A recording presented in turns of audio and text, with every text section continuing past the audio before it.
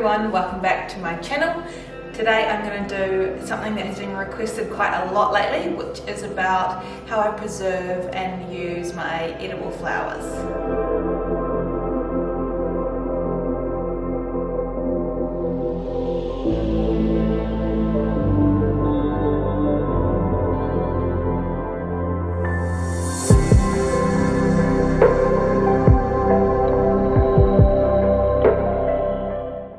Okay, so there are a few different ways that I dry my flowers, and that is sort of based on how I want to use them and also what kind of flowers they are, because each different flower dries differently and leaves and has a different shape.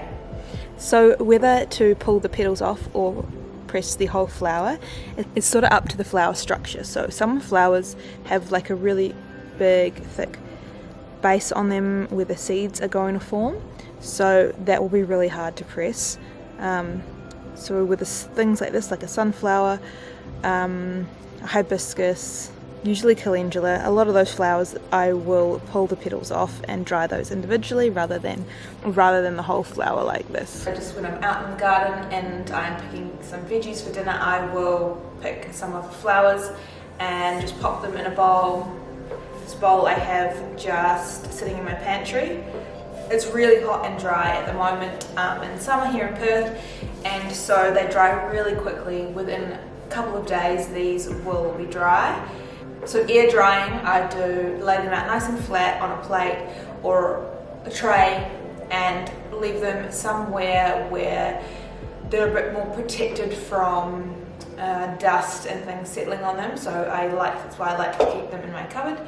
The other way to do this is to pop them in the oven or dehydrator, just to get them nice and dry really quickly. When I say quickly, it's still going to take a while. Like, we want it on the lower setting so that they don't cook or go crispy. So about 40 to 50 degrees Celsius is the max that I would put your dehydrator or oven on. And just turn them over throughout the day. It's probably still going to take quite a long time, like maybe 4 hours at least to dry the petals out. You want them to completely dry, like quite crunchy, if you can hear that. Quite crunchy and crispy and no moisture left in them, so that if you do put them in a jar or wherever you're going to keep them, they stay nice and dry and don't go moldy. The other way that I dry my flowers is I press them. And this process will take a lot longer, like maybe 2 weeks.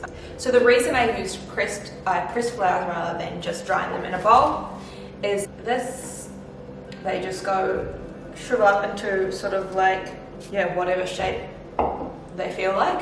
Whereas if you press them, they'll be nice and flat. So if you were going to be using these for garnishes on cakes and decorations and things like that, then you might want them quite flat.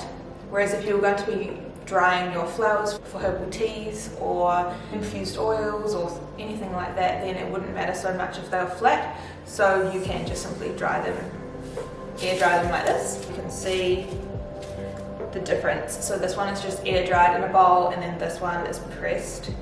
So again, this is something that I would use for teas or infused oils, and then this is something I would also use if I was going to be doing any garnishes. So this is sort of like one of the ways that I'm keeping my pressed flowers after I've pressed them and dried them, just so that they're nice and flat. If I were to put them all in a jar, they might, break and snap off because they are really, really delicate. There's a glass container, and I've popped a little bit of like paper towel in there to absorb any moisture. Things like this. This is a fennel flower. They look like little fireworks. So I think having things like this pressed would be beautiful to use as garnishes.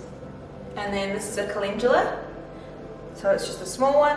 And then in here I have just separated the petals, ripped the petals off and pressed them individually. So I just do a mixture of both, because I never know what I'm going to use, what I'm going to want to use when I'm doing any decorating or art, so I just do both. There are some flowers that I just wouldn't bother pressing, like cornflowers for instance. The petals are really small and they have a really large bud on them, so when you press them they sort of become, I mean they're still beautiful and I would still encourage you to do it, but for the most part I have pulled their petals off and put them in jars. And this is just a jar of herbs that I have put together. This one has all different edible flowers and herbs, and this is something that I would use as a tea blend or an infused oil. And over here I have my edible flower fairy salt, which is the cornflowers mixed with salt, and I'll pop a link to the video where I made that, because that is something that I've loved making with the edible flowers. Alright, so the other cool thing about pressing flowers is because I do it all the time and I forget what I've pressed, so I'm really excited to see what is in this one. I also got onto a real thing with pressing leaves. This could be full of leaves, but I love pressed leaves as well. I have some beautiful carrot leaves that look amazing pressed, and some rosemary. What else have I got?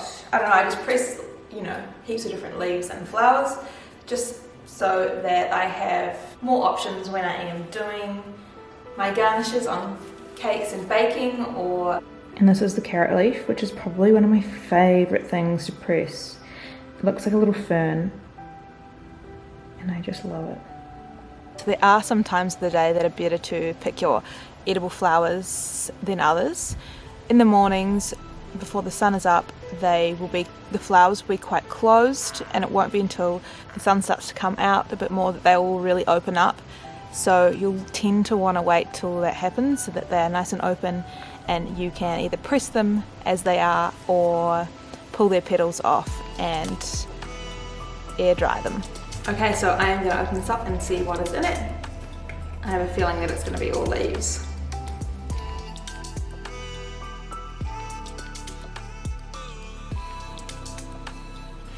Oh, they're so pretty. These are mini sunflowers.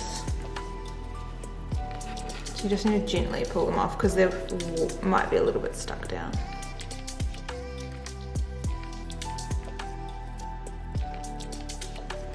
So these little ones here are snapdragons. They're just like weird little shapes now.